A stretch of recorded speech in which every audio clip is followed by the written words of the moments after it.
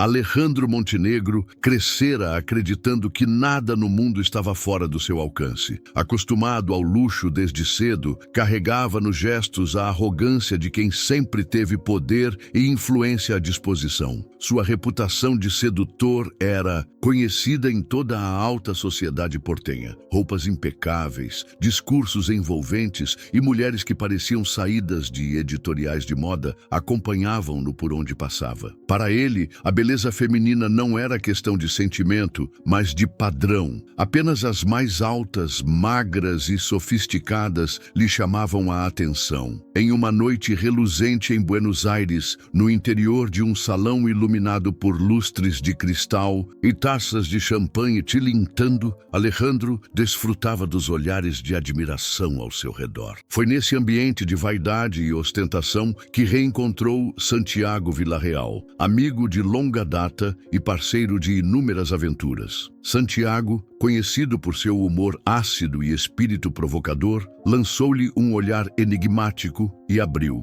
um sorriso carregado de malícia. Ao notar a atenção de todos, ergueu a voz e, com ironia, expôs diante da plateia o que muitos já comentavam em silêncio: a previsibilidade de Alejandro. Dizia que ele sempre se interessava pelo mesmo tipo de mulher, como se fosse incapaz de sair da própria bolha de perfeição. E então, diante de todos, lançou um desafio que ninguém esperava. Santiago, com a voz firme e o olhar provocador, lançou sua aposta diante de todos. $1 milhão em jogo para provar que Alejandro Montenegro não teria coragem de se casar com uma mulher fora dos seus padrões perfeccionistas e permanecer ao lado dela por 6 meses. O salão silenciou por um instante e os olhares se voltaram para o conquistador, como se esperassem ver sua reação imediata. Alejandro tentou fingir indiferença, ergueu o queixo com a arrogância habitual e sorriu, como se fosse apenas mais uma brincadeira. Mas por dentro, o orgulho ardia como fogo em brasa. Aceitar não era apenas uma questão de dinheiro, mas de honra, de reputação, de provar que nada estava acima de sua capacidade de conquistar. Com um gesto leve, confirmou o desafio, e Santiago não perdeu tempo. Apontou discretamente para uma mulher que conversava em um canto do salão. Seu nome era Valéria Lopes. Diferente de todas as figuras que costumavam gravitar em torno de Alejandro, ela não tinha vestidos exuberantes nem joias reluzentes. Sua presença vinha de outro lugar, de sua confiança tranquila, de sua postura firme, de seus olhos que irradiavam inteligência e uma vitalidade inquebrantável.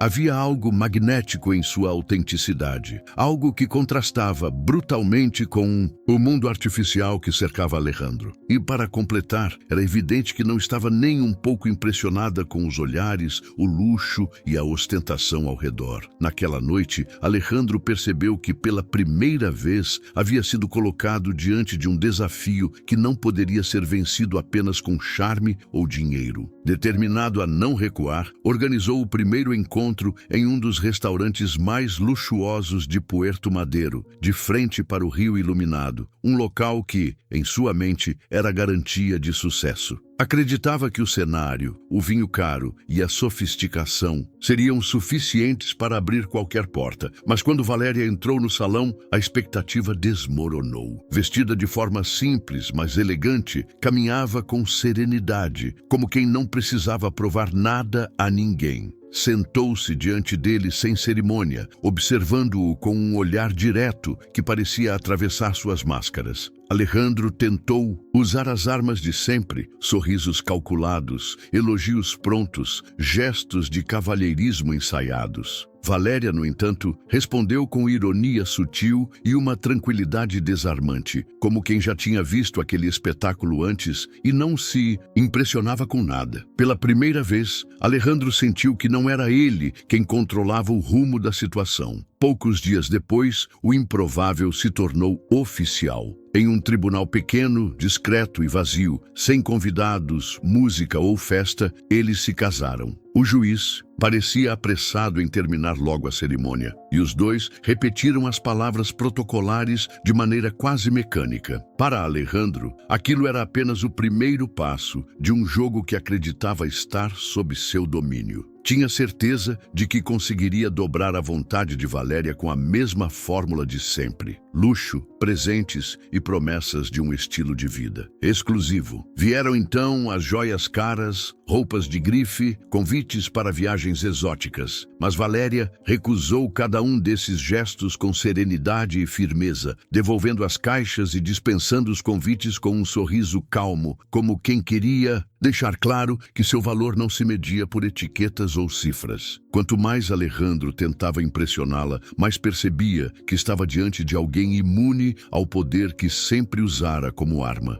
Frustrado, decidiu mudar a estratégia. Se não conseguia atraí-la pelo brilho, tentaria vencê-la pelo controle. Começou a interferir em sua rotina, bloqueando compromissos profissionais, dificultando saídas e tentando reduzir sua independência. Mas Valéria não se abalava. Mantinha a calma, respondia com dignidade e mostrava em cada gesto que não estava disposta a se submeter a ninguém. Cada vez que Alejandro tentava impor sua vontade, era ele quem saía derrotado diante da firmeza daquela mulher. Com o passar dos dias, a inquietação cresceu. Alejandro começou a se perguntar por que, afinal, Valéria havia aceitado aquele casamento. O que ela buscava? Havia algo escondido por trás de sua decisão. A resposta veio numa noite silenciosa, quando, após um longo olhar, Valéria decidiu revelar um segredo que mudaria tudo. Ela contou que anos antes seu pai havia perdido tudo por causa de uma decisão tomada por Alejandro. O terreno onde ficava o pequeno negócio da família, fruto de décadas de esforço e suor, havia sido vendido sem consideração. O comércio, que era o sustento e o orgulho de sua casa, foi destruído. O pai mergulhou em uma depressão profunda e, sem forças para resistir,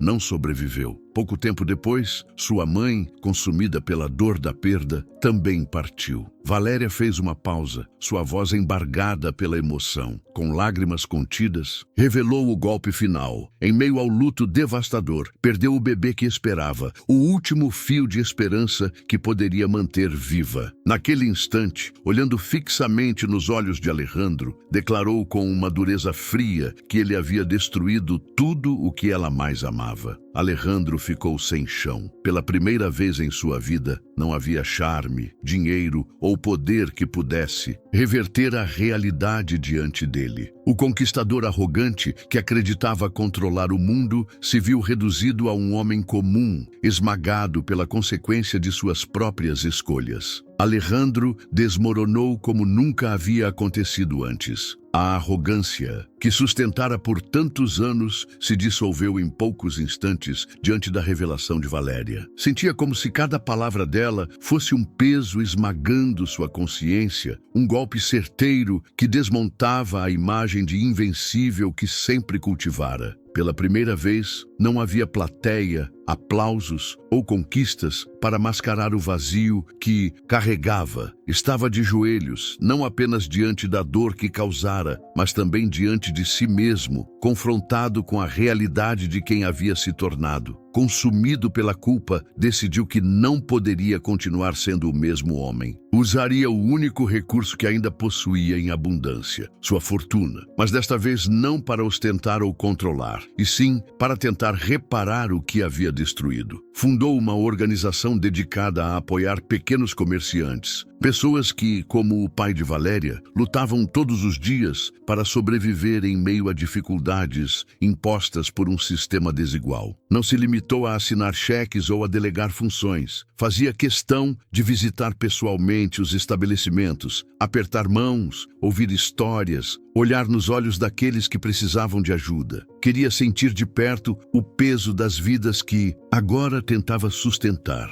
Não buscava aplausos, reconhecimento ou mesmo o perdão de Valéria. O que o movia era a necessidade visceral de provar a si mesmo que ainda poderia ser alguém melhor. E, embora Valéria o observasse à distância, sem entregar suas emoções, percebeu que Alejandro já não era mais o mesmo. Os gestos vazios haviam desaparecido. Em seu lugar, surgia um homem que parecia, enfim, disposto a mudar. A frieza de seus olhos, pouco a pouco, cedeu espaço a uma dúvida silenciosa, uma fagulha de esperança que ela tentava reprimir, mas que crescia a cada ação verdadeira dele. Quando os 6 meses do acordo estavam quase no fim, Alejandro tomou coragem para falar. Admitiu que jamais poderia apagar o passado e que as feridas que causara talvez nunca cicatrizassem por completo. Mas garantiu que não agia mais por orgulho, por vaidade ou para provar algo a si mesmo. Estava mudando porque Valéria, com sua firmeza e sua força, havia lhe mostrado que a vida poderia ser diferente, que existia um caminho além da soberba e da ganância. Valéria respirou fundo, refletindo sobre cada palavra. Confessou que não sabia se algum dia conseguiria esquecer, mas que enxergava em Alejandro um esforço sincero de transformação. Não havia perdão imediato, mas havia o reconhecimento